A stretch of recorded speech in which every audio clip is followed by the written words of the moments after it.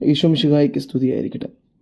ഇന്ന് തിരുസഭ മാതാവ് പരിശുദ്ധ ദൈവമാതാവിൻ്റെ വിമല ഹൃദയ തിരുനാൾ സന്തോഷത്തോടെ കൊണ്ടാടുകയാണ്.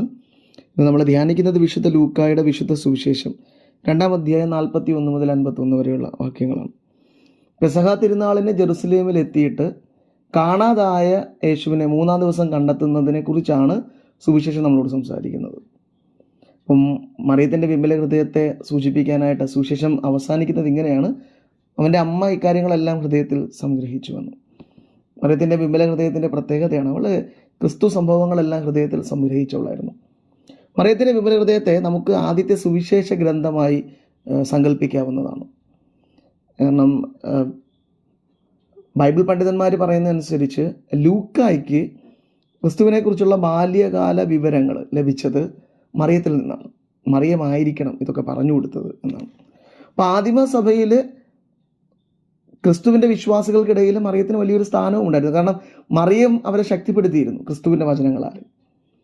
അവളുടെ ജീവിതത്തിൽ ക്രിസ്തു ഇടപെട്ട കാര്യങ്ങൾ മറിയത്തിൻ്റെ ഏറ്റവും വലിയ അടയാളമാണ് അവൾ ദൈവത്തെ സ്തുതിച്ചുകൊണ്ട് പാടുന്ന സ്തോത്രഗീതം.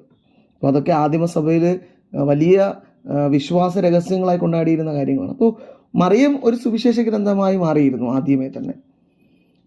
മറിയത്തെ പ്രത്യേകം നമ്മൾ ശ്രദ്ധിക്കേണ്ടത്, മറിയത്തിന് പല കാര്യങ്ങളെക്കുറിച്ചും അജ്ഞത ഉണ്ടായിരുന്നു.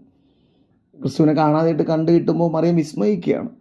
അപ്പോൾ പലതും അവൾക്ക് ഉത്തരമില്ലാത്ത ചോദ്യങ്ങളായിരുന്നു അവളുടെ ഉള്ളിൽ. പക്ഷേ അവൾ അതെല്ലാം ഒരു സുവിശേഷം പോലെ ഉള്ളിൽ കരുതി. ആ കരുതുക മാത്രമല്ല, അവൾ പിന്നീട് വന്ന തലമുറകൾക്ക് അത് പകർന്നു കൊടുത്തു. അവളുടെ ജീവിതത്തിൽ ക്രിസ്തു ഇടപെട്ടത് സഭയിലെ ഇടപെടലായി പിന്നീട് വ്യാഖ്യാനിക്കാൻ തുടങ്ങി. അത്രമാത്രം മറിയത്തിൻ്റെ ഉള്ളിൽ സംഗ്രഹിക്കപ്പെട്ട വചനം സഭയെ അനുഗ്രഹിച്ചിരുന്നു, സാക്ഷ്യപ്പെടുത്തിയിരുന്നു സഭയ്ക്ക് ക്രിസ്തുവിനെ കുറിച്ചുള്ള.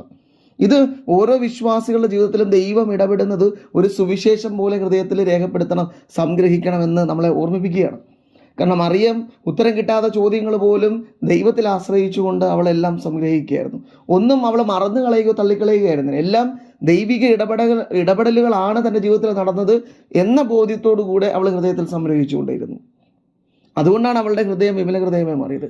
അത് സുവിശേഷ ഹൃദയമായി മാറിയത് കൊണ്ടാണ് അത് വിമല ഹൃദയമായി നമ്മൾ മാറിയത്.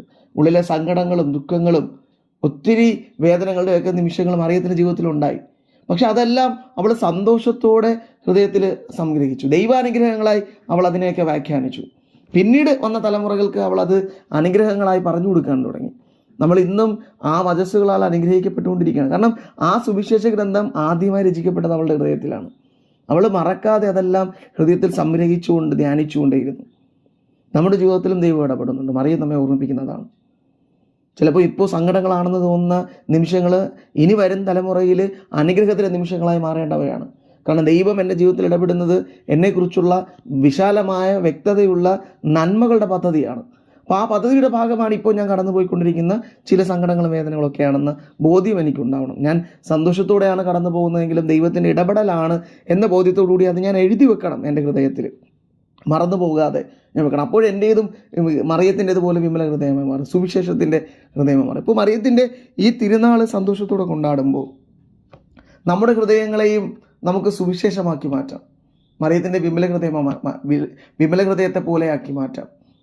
നമ്മുടെ ജീവിതത്തിലെ ദൈവിക ഇടപെടലുകളെ മറക്കാതെ സംഗ്രഹിച്ച് ധ്യാനിച്ച് ദൈവത്തിന് നന്ദി പറയുന്ന മനുഷ്യരെ മാറാം. അതിനുള്ള കൃപയ്ക്ക് വേണ്ടി നമുക്ക് പ്രാർത്ഥിക്കാം. മറിയത്തിൻ്റെ വലിയ മാധ്യസ്ഥം അതിന് നമുക്ക് സഹായിക്കട്ടെ. ആമേൻ.